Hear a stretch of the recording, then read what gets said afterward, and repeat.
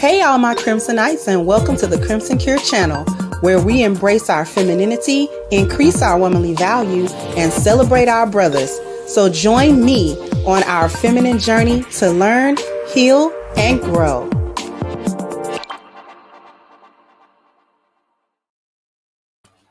Hey there, everybody. How we doing? We here for part 2.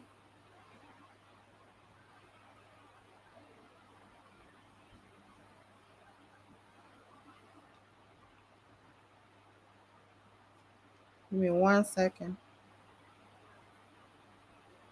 Oh.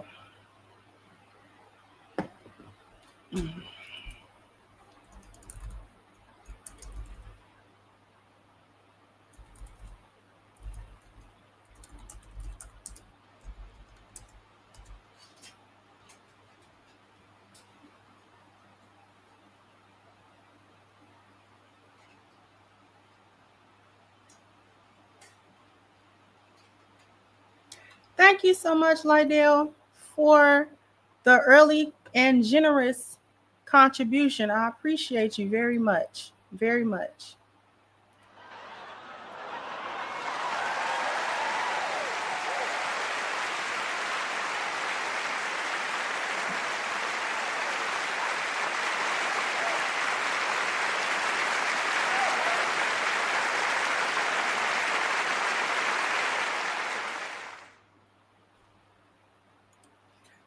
So we're gonna kind of go right to it.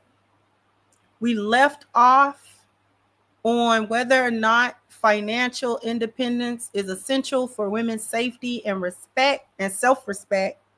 My answer to that prompt was no, because self-respect, carrying yourself with self-respect, having self-respect, and people respecting you should not have anything to do with how much money you have in your pocket at any particular time. So just to give people a recap, you probably can go and check out the first part of this. If one of my mods feel inclined, you can post that link here in the chat to the first part of this.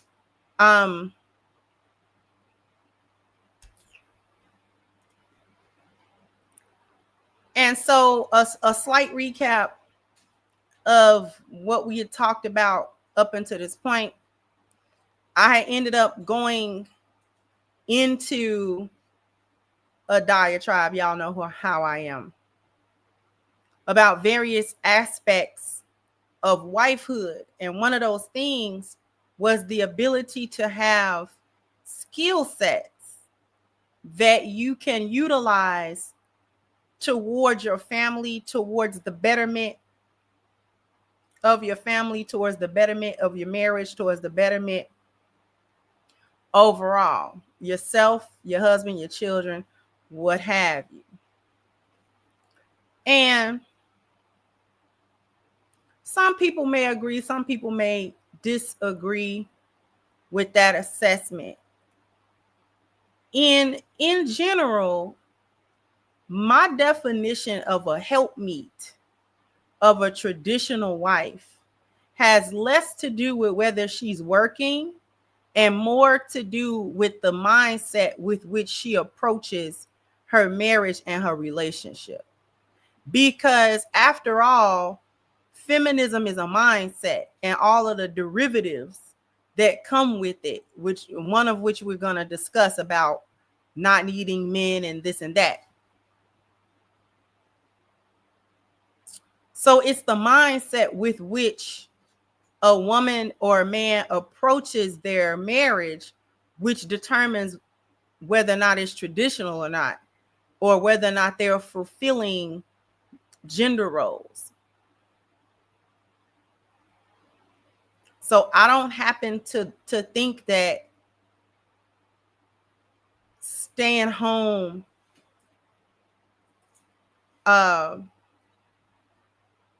without working is the pinnacle or the hallmark of being a helpmeet. If you want to do that, that's fine. If you are afforded the opportunity to do it, that's fine. I just don't happen to believe that that's all that you need in order to be so-called traditional. I haven't watched it, but anybody, I'm going to reserve specific commentary until I watch whatever this is. But I don't like, in general, the attacking of our elders when they don't say what we think they should say, or if we have a disagreement about a particular point that they may bring up. I am not a fan of throwing out the baby with the bathwater all the time. And Black people got a bad thing with that. If we agreed with somebody or thought that they were a good example of something, and they happen to have a divergent opinion or a take that maybe we didn't agree with, we will erase their entire history. We will erase it. We will say that they never said nothing good, they never did anything good, and nobody never benefited from them when we don't agree with whatever it is that we disagree with.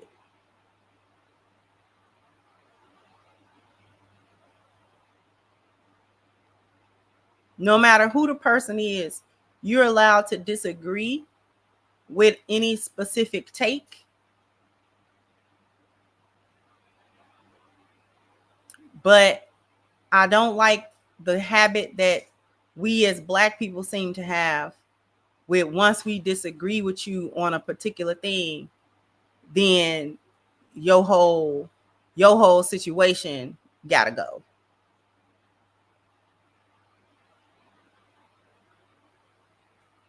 So I don't know what this person disagreed with Sister Shahrazad about, but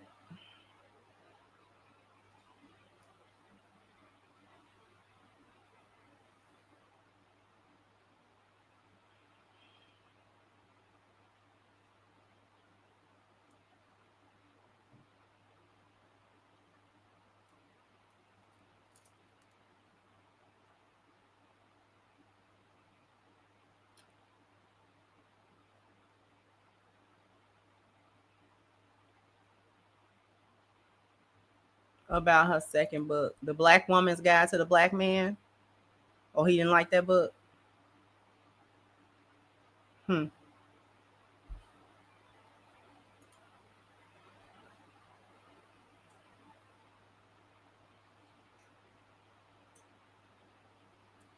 Anyways,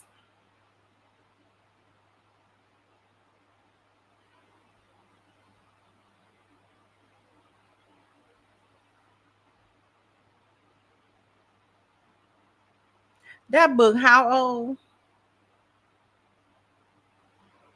She said what she said in that book now. She said what she said. Whatever she said in any of them books, she said what she said, whether you agree or not.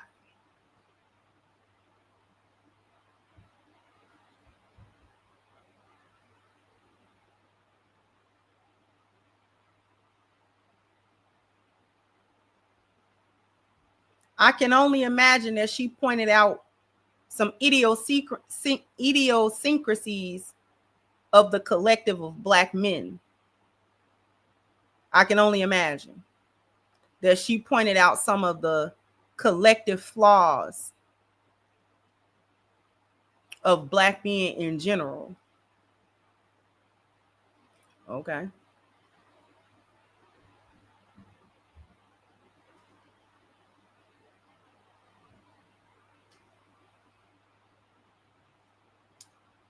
She had a whole book with smoke for Black women.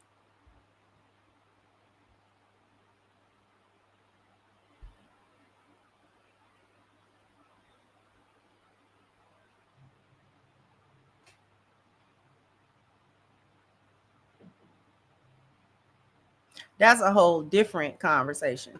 But anyway, We gonna head on over to this.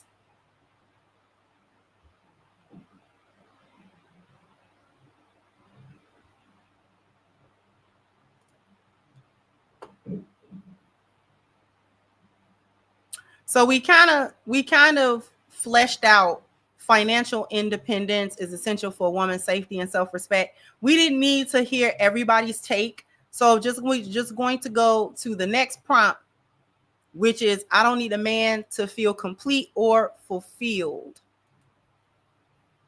Houses, and they had nicer houses and they could do more fun things, but their mom was never there or she was gone. And I always, since I was a little girl, I've just appreciated her. Few incomes, you'll have them, I just think it's really important to have that safety. But don't a lot of traditional wives also have little things they do at home, or maybe little businesses on Etsy, or just small stuff that you can make money doing? They're not outside of the home, but they can still. I also think part of the art of being a trad wife is being frugal and being resourceful and having different little things going on, knowing how to save money. And I grew up, we did not have a lot of money, and my mom was stay-at-home mom, and I loved it. I loved that I would come home from school and she was there, and I'd go to my friends' houses and they had nicer houses and they could do more fun things, but their mom was never there or she was gone. And I always, since I was a little girl, I've just appreciated her being home and her sacrifice, because she could have worked and we could have had more money, but I love that she did that.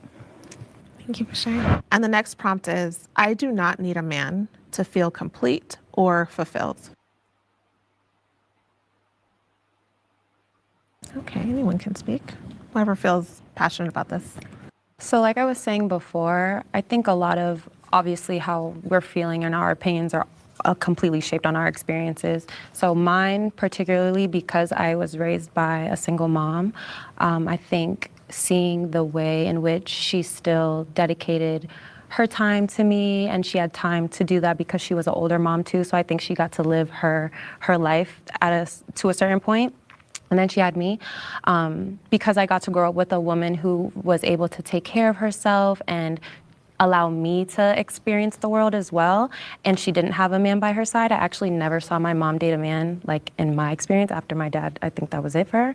But because I saw that, it really always taught me that I did not need somebody else, regardless of who it is, a friend, a boyfriend, anything, to make me feel fulfilled as a person. Because at the end of the day, and I hate to be so morbid, but I'm just always thinking about this, but in a positive way, we are going to go by ourselves. There's nobody else that goes with us, so you have to feel fulfilled within yourself.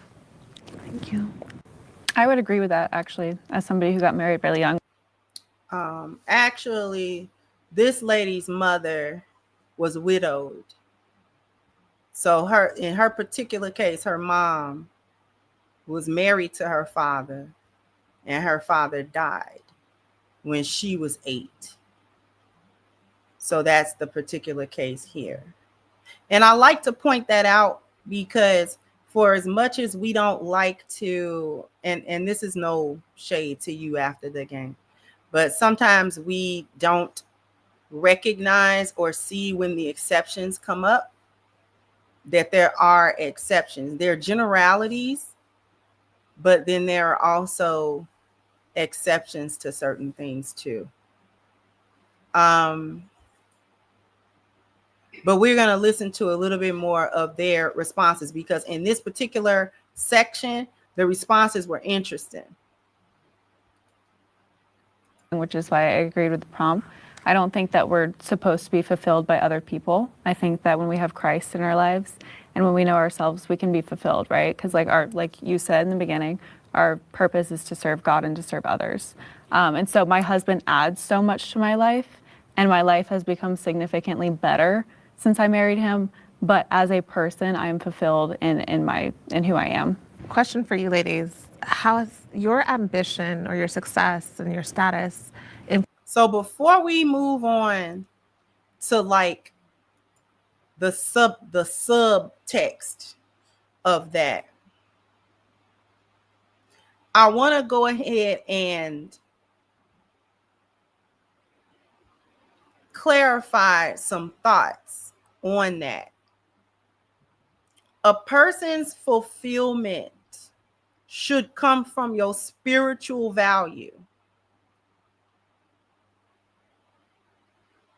A person's fulfillment should come from primarily their spiritual value. This is where self-worth, self-validation, self-esteem is rooted. Now, to go further into it, you get further fulfillment by going into the rest of your purpose. Remember, in the last video, I stated that the purpose is twofold. Since we're talking about women, we're going to leave it at women. The purpose is twofold. The first purpose that you have is to worship Allah, to worship the Most High, to dedicate your life, to have obedience to the Most High, have faith in the Most High, draw your strength and draw all of these inner things that you need, that fortitude that you need, that comes from the spiritual value and your connection with the Most High, whether it's weak or strong. Okay? Then that allows you to properly perform the second part of the purpose, which is to be the helpmeet of your husband, whoever your husband going to be.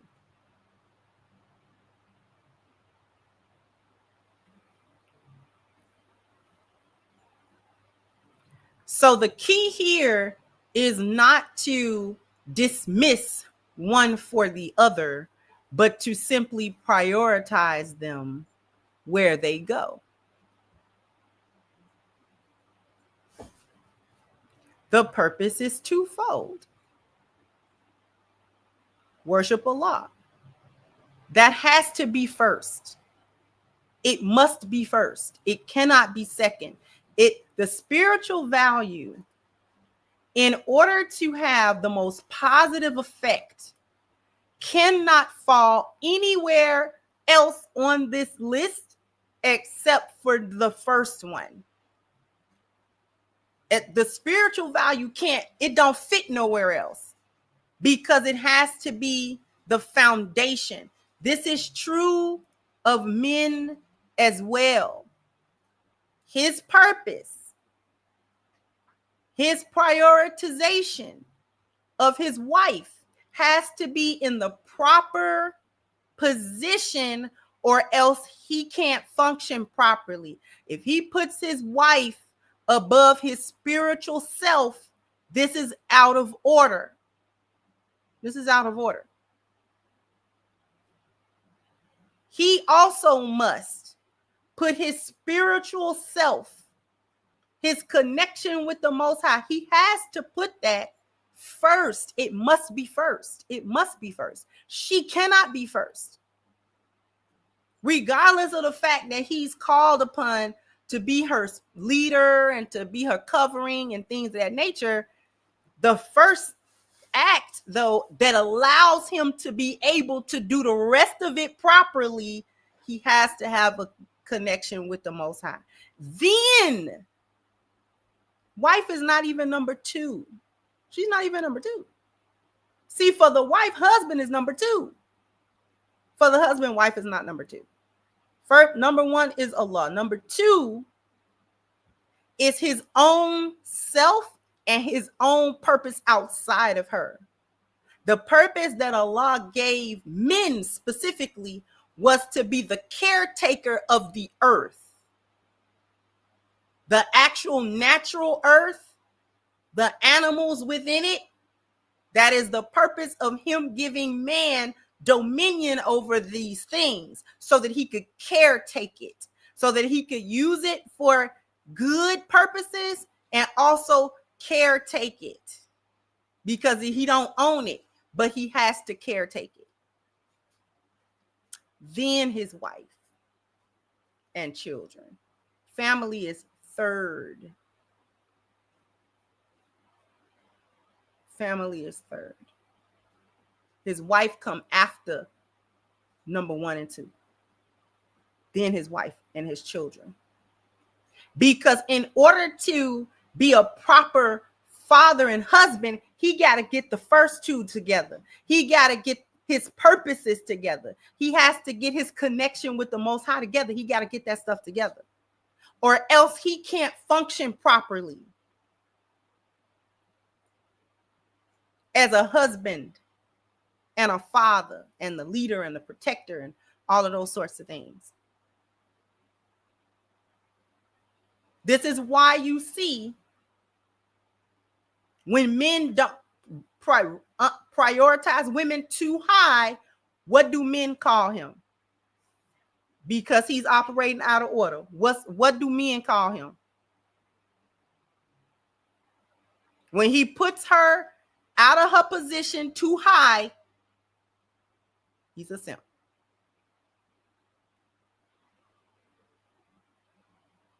So men have a derogatory name for other men who prioritize their purpose, their woman, and their spiritual connection out of order. They have a derogatory negative name for that.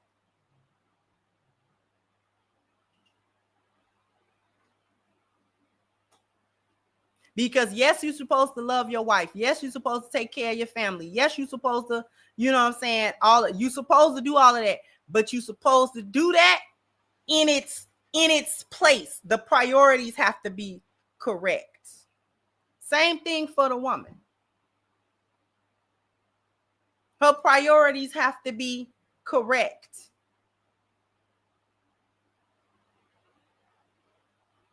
Or else she can't operate properly.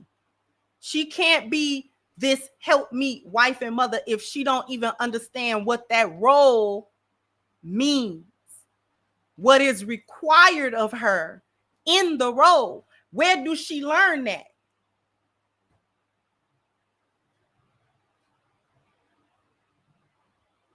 Where's she supposed to get that? Where does she get that understanding of what a helpmeet actually is? See, she can't get it.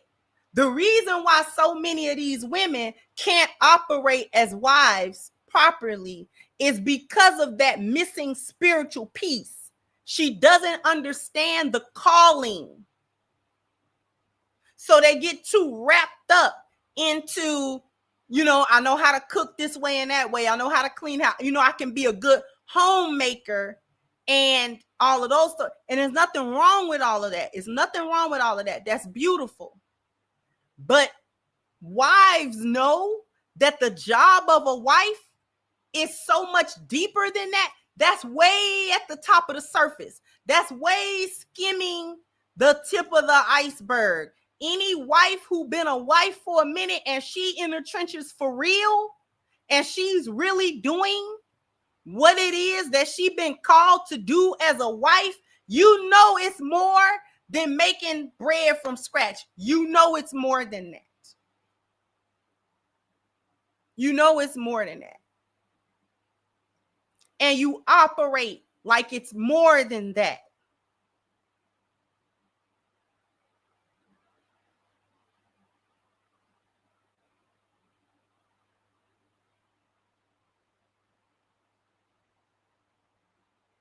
Cooking and cleaning and all that kind of stuff, that's no more than good time management.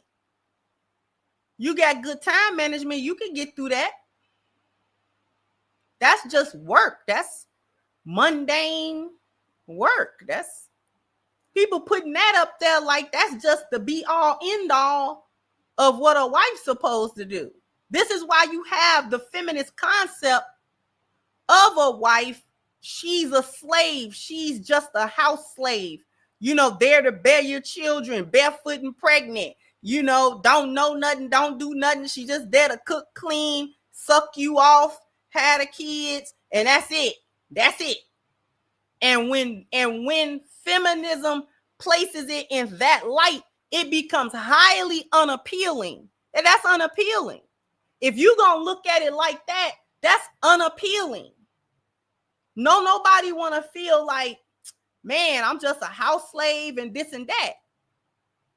But this is the trick and the trap of feminism, to characterize the purpose and the job of what wives and mothers actually do and put it in this little box of this is all that it is, when it most certainly is not. It most certainly is not.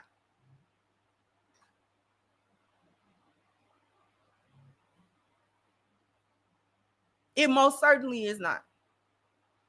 And real wives know them times that your husband lean on you emotionally.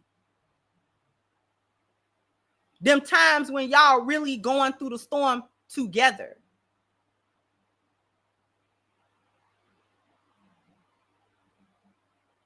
And you got to make sure that your disappointments or your, you know what I'm saying, whatever it is negative that you feeling is not misdirected in a way that gonna destroy your marriage.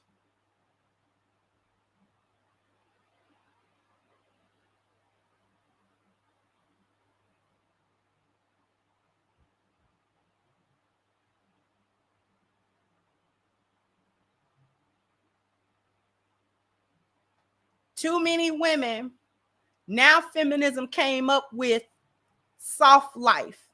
The only way in which a woman benefit out of marriage and she can be dignified in marriage is if she achieves this almost a delusional form of marriage where she doesn't have to do any emotional work. She don't have to do no physical work. She don't have to contribute to anything. She just get poured into, and she never pour in back into the relationship. That's supposed to be soft life, where I'm not required to pour back into my family, back into my husband, back into my relationships. I'm not required to add value to other people's lives. These people whose lives I'm, intertwined into, but I'm not called upon to add no value to it. That's soft life. What? And that's what they mean when they start describing it. We go on vacation and me and my boo just be laid up. And it's like, what? Whose life is that? Whose life even is that? And if you run into a woman whose life is that, do you know how bored out of her mind she is? You ever talk to one of these women, one of these kept women? She may have happened to run into a man that has some wealth to him, and she don't do nothing. She just sit around and be cute. Do you know how empty that is? See, feminism don't tell women how empty that is when your days blur together and you don't know up from down and you lose your sense of autonomy and self-worth because you don't know what you're here for. You don't know what you're doing half the time. Nobody needs you. Nobody's calling upon you to do anything. Nobody, you know what I'm saying? People want to feel needed, including women. So when you put them into this imaginary situation where their husbands don't need them to do nothing but sit around and be cute, that's not no type of life. You know how bored women get with that? How crazy that run us?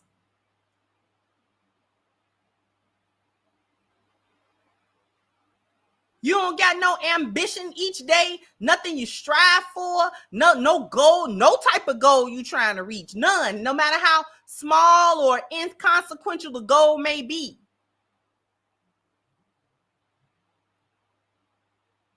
That's why even if a woman do find herself in a situation where she can be a stay-at-home wife or whatever, the ones that's doing it properly, they find something to do. That's why I be talking about find something to do. Because you got to find something to occupy your mind. You got to find something to occupy your energy. Your husband cannot be the sole focal point of your entire existence. He can't. That's not healthy. He is a very important piece. He is not the 100% focal point and everything, because a lot of women don't even know how to do that in the first place because it shouldn't be done. So when she ain't got nothing to do and all she do all day is kick her toe up, now the only thing she got left to do is pick with him. Be all in his beeswax because she ain't got no business. Who you talking to on the phone? You know, I don't want to answer them kind of questions. Even if he ain't the type of dude to be doing nothing behind your back, he ain't hiding nothing. Don't nobody want to get into no third degree with you. And you don't pay nothing and don't do nothing.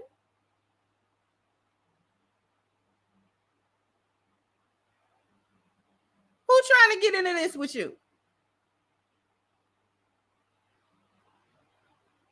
Not only do you not pay anything, you don't even do anything. So this is what I'm trying to dispel. That kind of thinking when it comes to what a helpmeet is. Because I think there are people on both sides that get that wrong. I don't think it's only the feminists who get that mixed up. I think some of the women who call themselves traditional or want to be also don't understand.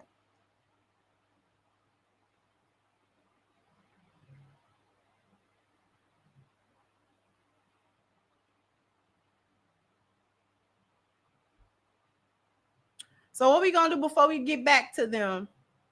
We're gonna go for a quick commercial break. So after these messages, we'll be right back. And go ahead and click the link at the top of the chat, ashkicking.com, so that you can keep your skin looking and feeling its best. It's summertime. We already in the thick of it. So I know you're going to need some moisturization, and you need this body butter right here. And the way to get it is to click the link at the top of the chat, ashkicking.com. If this is going to be your first order, take advantage of the 10% discount using the promo code Crimson at checkout. I owe you guys a bam, bam, bam, bam. You got to hit the like button. Bam, bam. You got to go ahead and hit the like button. Thank you, AMSM, for your super sticker. Appreciate you. And thank you, Mogul Maze, for your continued support. I appreciate you as well.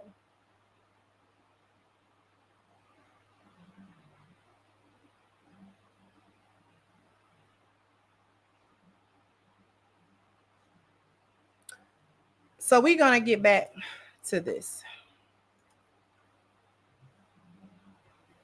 And there's a part of this that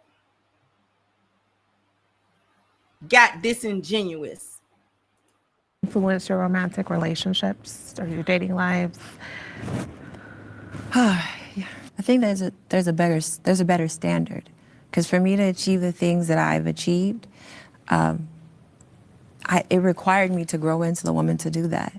So now, now what I require of a man has changed. And I think that in our society, in addition to glamorizing, like, I'm a boss and all this type stuff, I think there's also this thing that I want to disabuse while I have like this, while we're here on this platform, of like, we don't need men. And I don't believe that. Like, I wanted to fulfill myself, but part of that is, I feel like we're in a society where women are like, I want a guy to make 6 figures, all of this stuff that I'm not knocking, and I'm not saying it's not important, but the reason I think that you should be financially independent, fulfill yourself, is so that you can become a woman who actually is equally yoked with the kind of person that a lot of women aspire for. Not all women. So like, whatever that means to you, it's like, what are you bringing to the table, And so, yeah, for me, that's kind of my perspective on that, is like, you should, in my experience, I think that I was dealing with a lot of foolishness. I didn't know myself. And now what I require, and not even require, what I attract, what I entertain is better. And that has nothing to do with financials. That's just a part of it.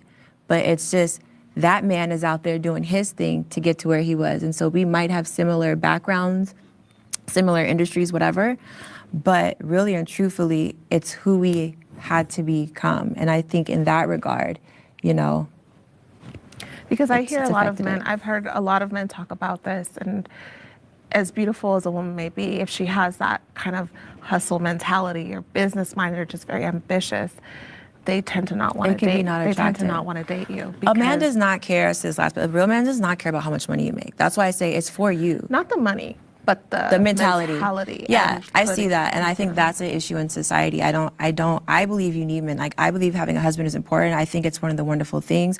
I think even if I'm a CEO, my job is still to be a helpmate for him, and he can be a partner for me. I don't know why we feel like you can't be a housewife and have a partnership, lift that man up, support him, pray over him, clean your house, and still do your thing. Because the man that is in my life in that capacity only make all my business endeavors better. But what if it clashes? What if you don't have time to do that for him because you have your phone ringing, you got emails? So that's where it's a compromise, right? Because that's what it is, a partnership. And like they said, you have to go over all these things before you get married, and you have to work together. And I do think people are so quick to walk away. And I think if you're willing to walk away, yes, your livelihood is important, but when you merge together, you have to work that out. There has to be some understanding. I don't think a woman should just sacrifice everything, but I personally wouldn't want to be with a man who would want me to do that personally. Thank you.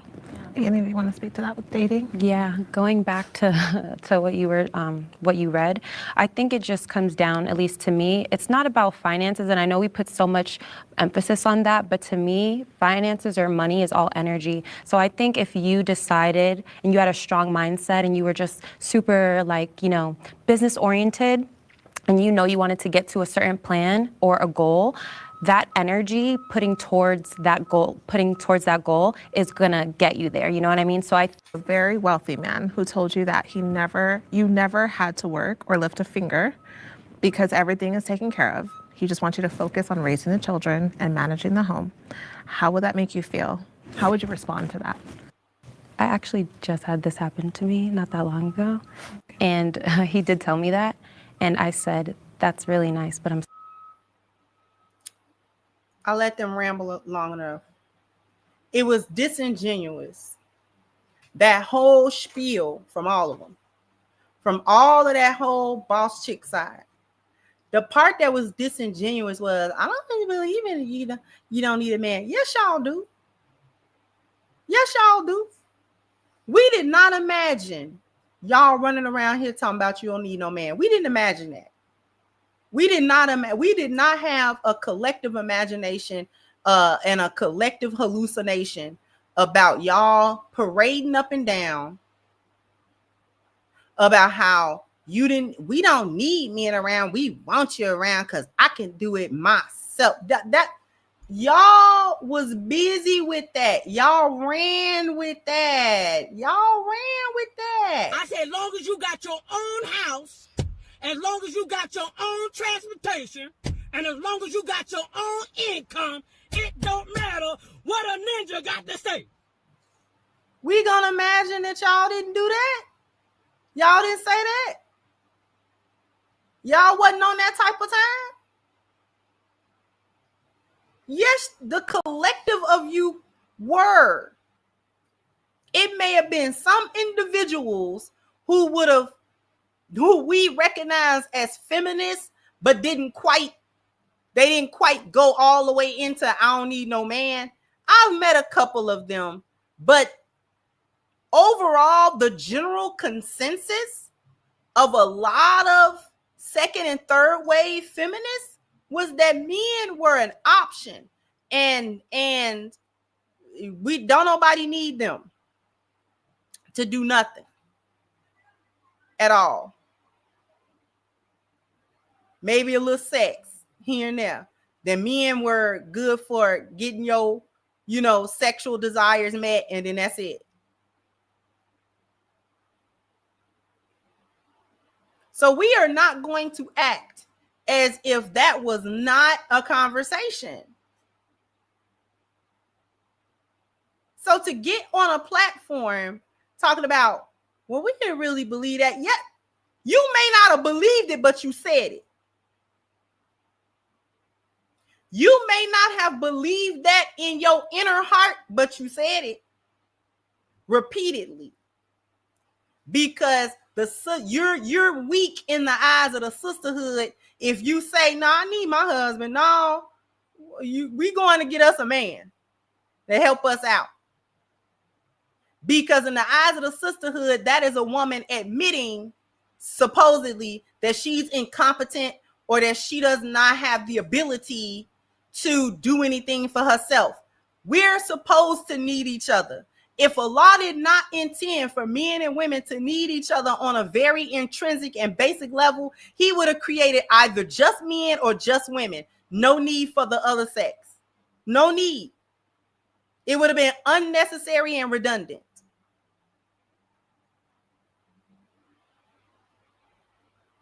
And we know that you didn't really actually believe that because you went for all them chicks that were talking about how they don't need no man, was constantly up behind a man, want a man to pay for this and want a man to pay for that. You know what I'm saying? He should be buying you know what I'm saying? Don't go nowhere with a wet coochie and an empty purse and this and that. So you constantly wanted a man to come and pay this and pay that and do this and do that and you know what I'm saying? Or whatever. While at the same time talking about he don't serve no purpose to you.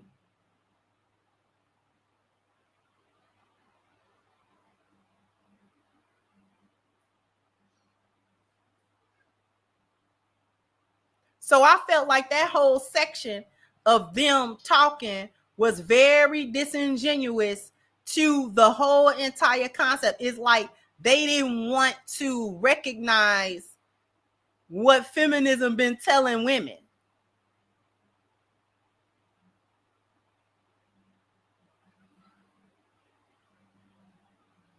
Like I said, we didn't imagine it. We did not imagine that. We didn't.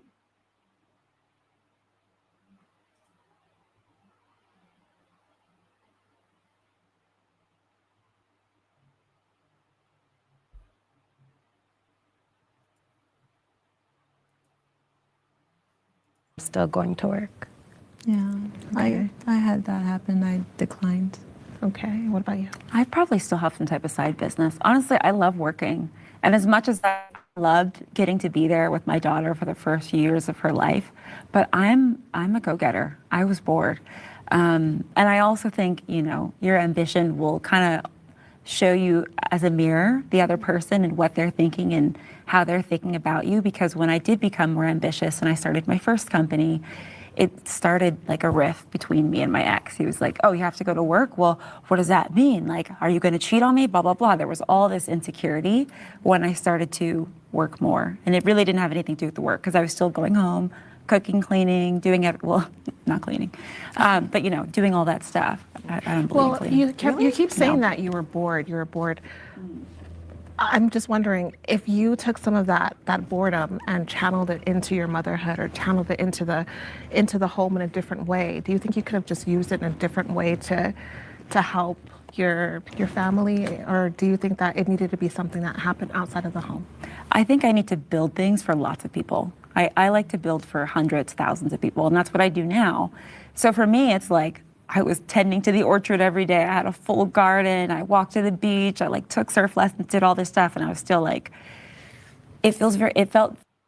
She just proved what I just said.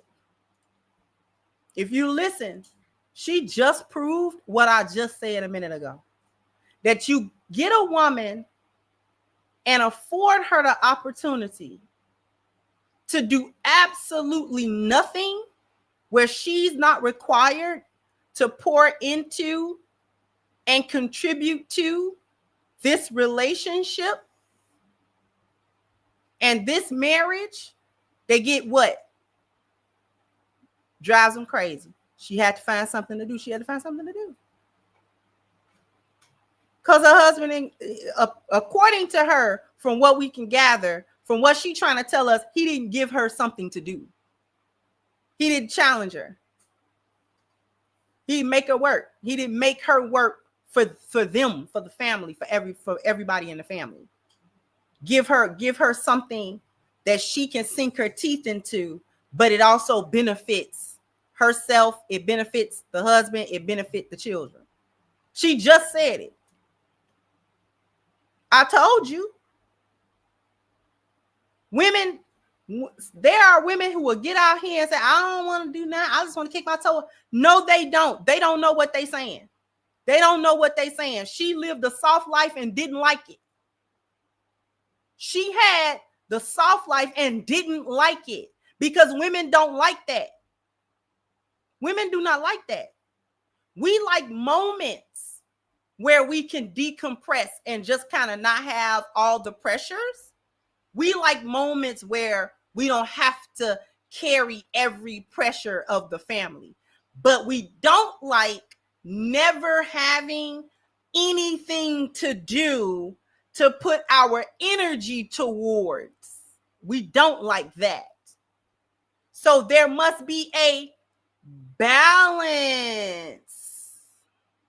It's a balance between challenges and putting things on our shoulders, and then the opportunity to sort of offload some of that at times and then pick it back up like in waves. I can't carry it 100%, but my percentage can change. Sometimes I carry it 90%. Sometimes I carry it 70. Sometimes I carry it 50. Sometimes I carry, you know what I'm saying? I'm always carrying something. I'm never at zero. There's never a time where I don't carry anything because that means I'm not reciprocating anything.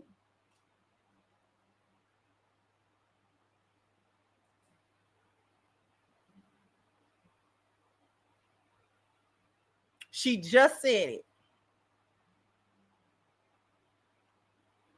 Something to do. It don't even got to be work outside the home. But just like the other lady on the wife side that said, I'm like his secretary. See, her husband put all of that energy to use. He put all that energy to use. Women like to do stuff. We do. We're built no matter how. Let me tell y'all something that might shock you. No matter how unsubmissive a woman may be, we're built to help mate. We're built for it. The most masculine boss chick is built for it. You know who she helped? Her boss. She built for it. He give her something to do. A task. He dotes on her. Counting on her. With something she thinks she can do and something she thinks she can complete. He makes her rise to the occasion. He make her do it.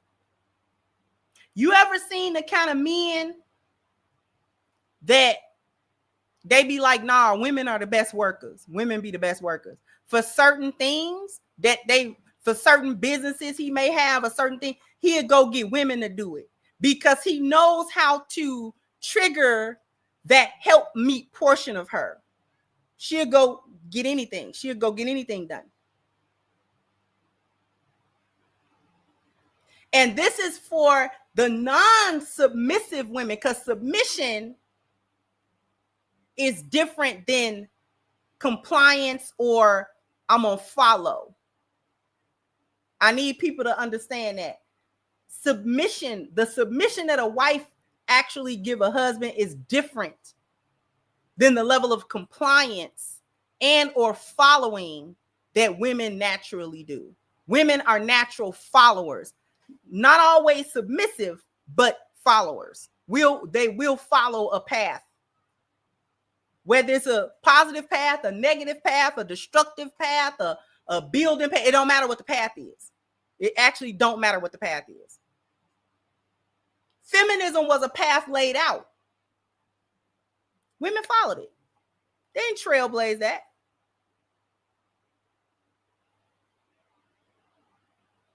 So we're actually built to start helping. Like I said, the young lady on the wife side, she said it in the earlier part of the segment. I still got all them that boss chick, know how, the skill set, know how to operate in that environment. It's just that now I don't selfishly do it for me. I just do that same thing I was doing. I just do it for the family. It benefit all of us instead of just benefit me. So I'm like his secretary. She said it out of her mouth. I'm like his assistant, his secretary. The reason why he can get up and go and jet set to take care of business is because I'm the one making the phone calls. I'm the one setting it up. I'm the one booking the flights. I'm the one talking to she's doing it. He give her something to do. She'll never be bored. She'll never be bored. Her mind won't wander. It won't wander. Because he keep her engaged in, okay, what's the next thing? Now, what's the next thing?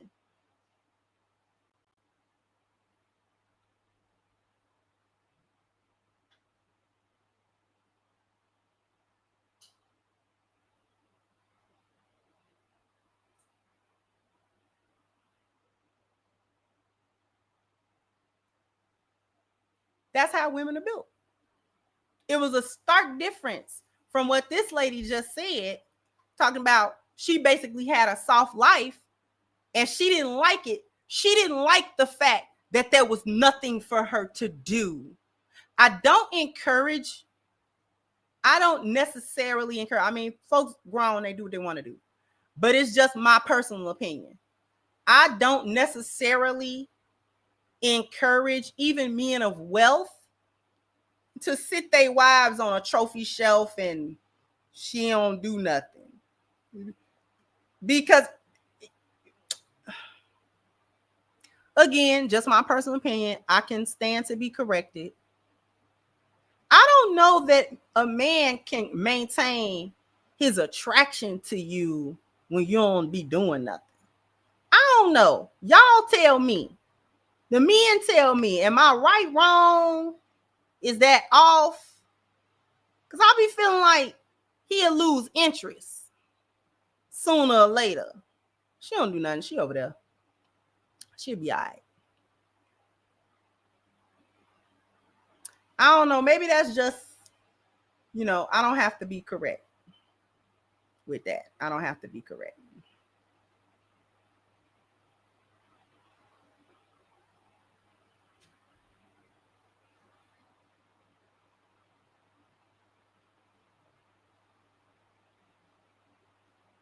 CMC say I'm right about that. I just be feeling like, I mean, it's just a feeling that they don't really like it that.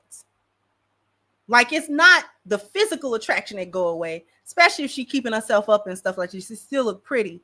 It's just that, like, she don't do nothing, so she don't mentally, like, get him going. You know what I'm saying? Like, she don't spark nothing in him. I don't know. Maybe I'm not. Maybe I'm not saying it right.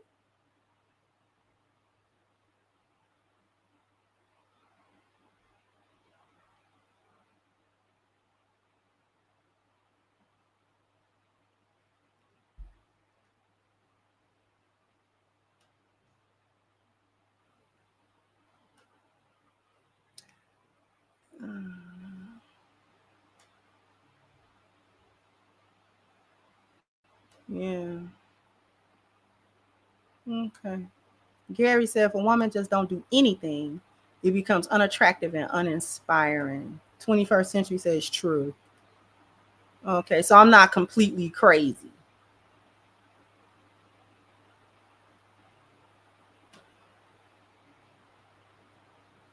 So that's why we ask what you bring to the table.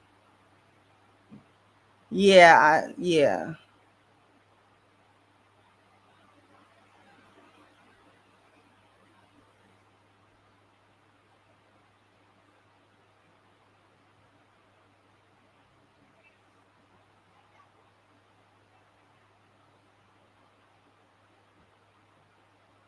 Yeah, I be feeling like that get old. Yeah, you cute and everything. You still pretty and all of that. Like, I don't dislike you. I'm just saying.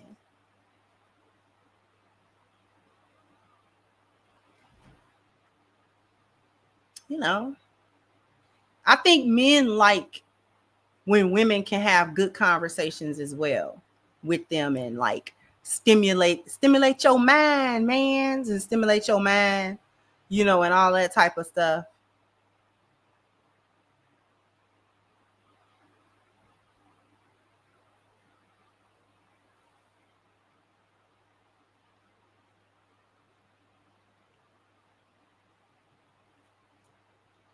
I don't know, it's just me. We're gonna try to get back to the next prompt. Modern feminism has failed women more than it has helped them. I wanted to add my kind of 2 cents on that. Thank you. Modern feminism has failed women more than it has helped them.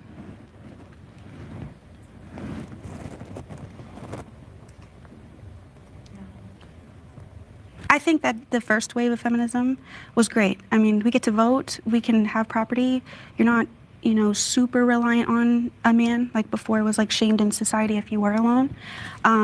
But I think the sexual revolution is what really has not just hurt our men, to be honest, it actually has hurt our men, but us too as women. I don't think it's liberating.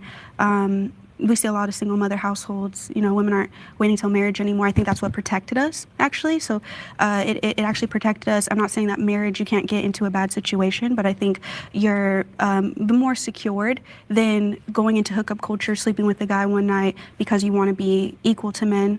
Men can do it without shame, so we shouldn't have shame. I think that was ridiculous because men should be shamed too for going out and just sleeping with people. And I also think that the sexual revolution opened up women to actually there's predators. There are narcissistic men, sociopathic men that actually go out, and that's their mating strategy, is going to these nightclubs where women are partially drunk or whatever, and they're going home with them or taking them home. And so I think actually it put us in danger. And so I do think it's failed women in that way. Yeah, I think Y'all know I think feminism is a complete failed experiment, and it failed women greatly. And I've explained why many times.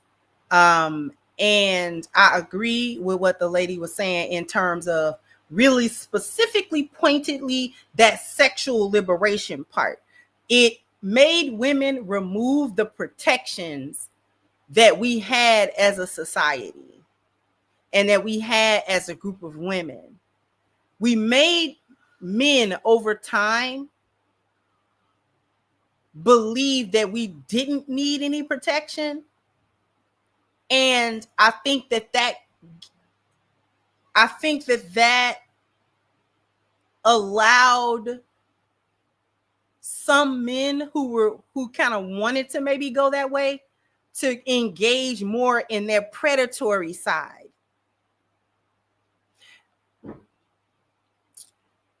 To be a little bit more succinct, remember when I was talking about how men do not naturally, it's not an innate thing for men to respect women. Then that has to be taught. Do you remember me saying that?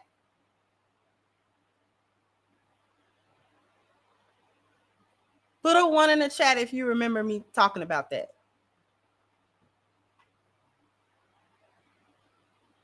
Men have to be taught that as boys. And men teach boys that. You're going to respect your mom. You're going to respect your sisters. You're going to respect the women in your family and, you know, things of that nature. Okay. That ties into what I'm talking about right now. Because women started coming as a group out of the covering of the men of their families and the men, you know what I'm saying? It was like, oh, we don't have to respect them anymore. We don't have to respect them. We don't have to protect them. We don't have to respect them. So we can just do anything to them at this point because there's no consequence really that I necessarily fear.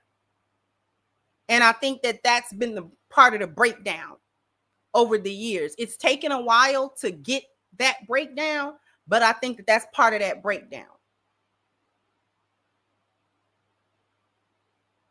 Because even when you go to the extreme, Like when you go to the extreme, and I've seen like documentaries and things of that nature talking to male predators, men who prey on children and things of that nature.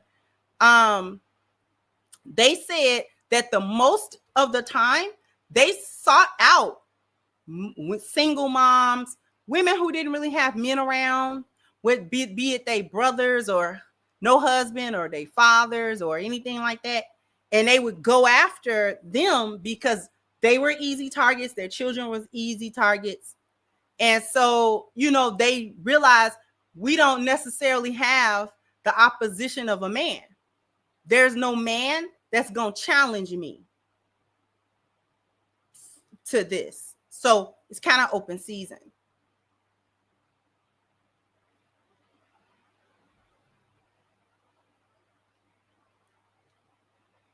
And that's been a part of the uncovering that feminism convinced women to do to themselves.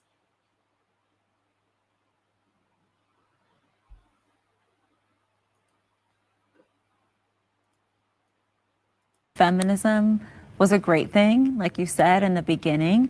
I think the problem is, like I said, I think women need to be working and building things because we need to build things for a world that women live in. And the way that the world is built and what feminism was trying to do was like put women into a man's world. And we're so different, like the way our body works and our hormones and everything.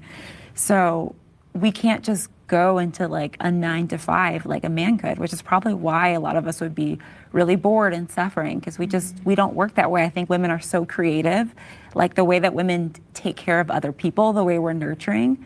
And like feminism just kind of puts all that to the side with a lot of the conversations I hear. And then they just try to be like tiny men. So that's why I feel like feminism needs to go away from like the woke culture and more into something else where it's way more about girl power and like let's build a world that women could live in versus like let's get into a man's world. I agree. I think feminism has hurt women so badly. And I think just focusing on economically, it's like we're talking about how you need to have a 2-income household to make it work. And I think that's because of feminism. I think before, people used to be able to live off one income comfortably, and now it has become, and I actually think that hurts women in abusive relationships too, because it's hard to leave because they're gonna have one income. So I just think it's awful all the way around. I think it's. So is there any part of modern feminism that you agree with? No, honestly, no. And that might sound crazy, but I think it has become so tainted and it has hurt so many people. I don't like any of it. I think we equate feminism now as a society of like we don't need men, and it actually demasculates men a lot. And I'm not with that. I think that, and then there's also this concept of like, well, instead of men exploiting us, we're gonna exploit ourselves. I'm like, yeah, because that makes sense. And there's this thing of with woke culture that's intertwined with feminism now, modern feminism, because by definition, being a feminist just means equality for the sexes. But now there's all this other extra context to it that no one talks about unless you're gonna get canceled. And I think it even went so crazy in a weird way that it made it to women themselves are oppressed by ourselves, and no one wants to talk about it. And I, as someone that works with children, I see young girls, and I see a 10-year-old girl and she has on lashes and is dressing provocatively with nails, and it's like, well, she's just in the culture. Like, that's not, I don't think that is okay, and I do think it puts our young ladies and our young men at risk for sure. Now, I'm not gonna lie, she did make a point about, I agree with her with the part where she said, how does it now make sense for women to exploit themselves? We don't want the men to do it, but we'll do it. We'll do it to ourselves. I agree with that part. That part was actually on point, because that is what feminism turned into. When we don't want the men to benefit from what we do to ourselves or to do, because at first it was like, we don't want to be exploited, we don't want to be objectified, and then it turned into Well, we do want to be objectified, but we want the control over how we are objectified. We just don't want the men to do it. We don't want the men to get no pleasure or benefit out of that. We want to be able to want to do it. But it's still objectification and exploitation. I thought you didn't want to be exploited. I thought you didn't want to be objectified.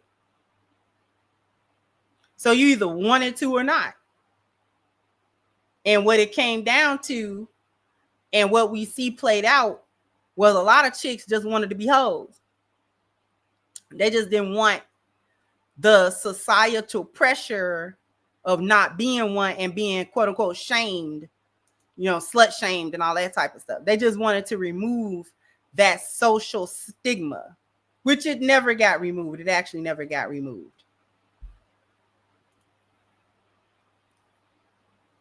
We're going to move on to, as a matter of fact, we're going to move to the last prompt.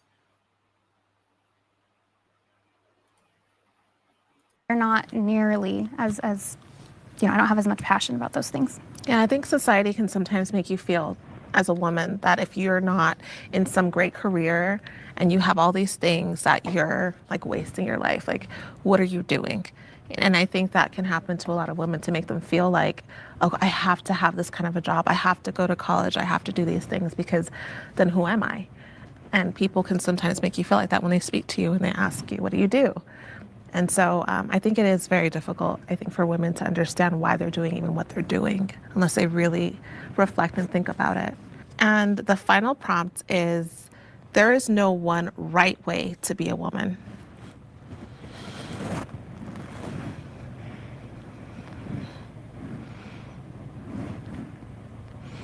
Oh, okay. Well, anyone can speak. Another country. We need a $500,000 home. We need to buy what I want for you. And so that, I didn't mean to go back. But we should not have been surprised. It's one of the failures of feminism to make the expectation, the standard of being a woman so loose that there is no concept of it. This is how the Tea Parties got involved. This is how they got involved.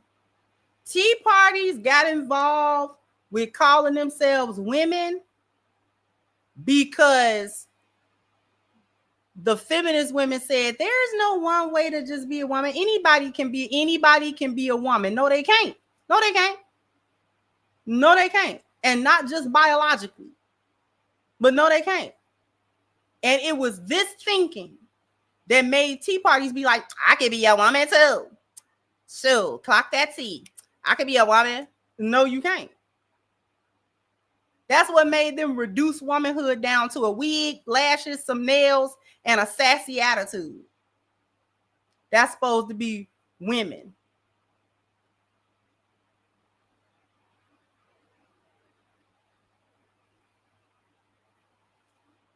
That was the gateway, because women would not gatekeep what is a woman.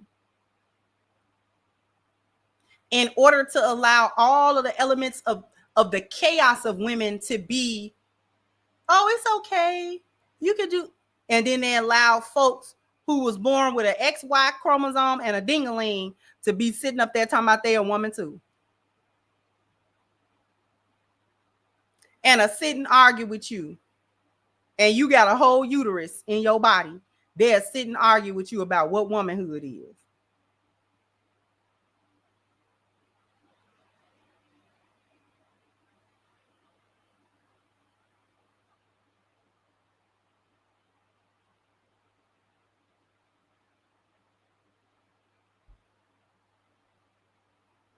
Sit and argue with you about what a woman is. I know somebody that just had to tuck their balls just a few minutes ago, didn't say nothing.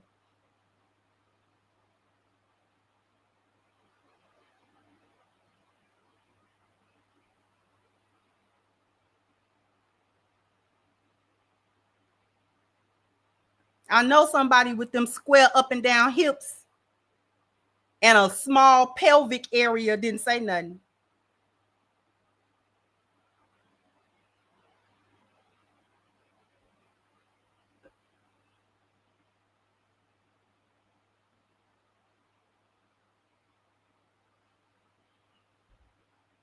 Anyway,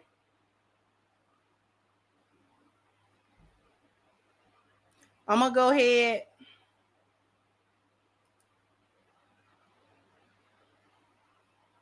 We're gonna go ahead and get out of here. But before we get out of here,